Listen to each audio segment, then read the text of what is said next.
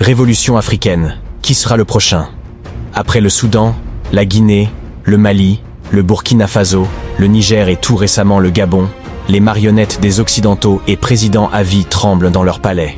Paul Biya du Cameroun, considéré par beaucoup comme le prochain sur la liste. Le doyen de l'humanité et des présidents du monde, Paul est au pouvoir depuis plus de 40 ans. Avec le soutien de la France, il s'est taillé un pouvoir sans partage. 2.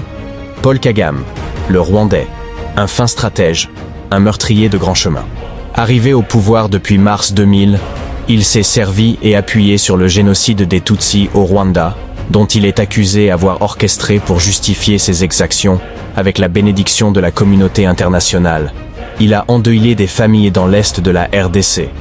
Dans son pays, tout comme à l'étranger, le peuple rwandais vit dans une prison à ciel ouvert. Ces hommes des mains, dont le célèbre bourreau ambassadeur Vincent Karega, traquent tous ceux qui aspirent au pouvoir ou ceux qui osent s'opposer au Terminator. 3. Denis Sassou Nguesso, président du Congo-Brazzaville de 1979 à 1992, puis il a renversé le président élu, M. Pascal Lissouba, en 1997.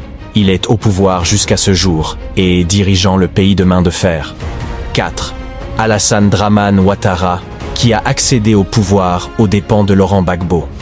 Soutenu par Paris, il a piétiné les lois de son pays pour rester au pouvoir et passe pour l'un des meilleurs élèves de la France sur le continent. 5. Macky Sall.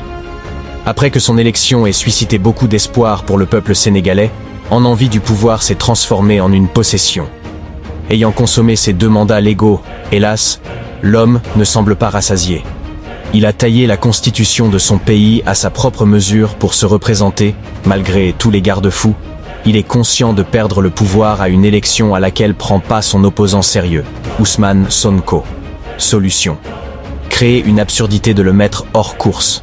L'Afrique est en train de vomir tous les plats empoisonnés que représentent les présidents marionnettes au service de l'étranger, et ensuite vont naître des vrais patriotes qui mettent leur savoir, leur vie et toute leur force au service du continent.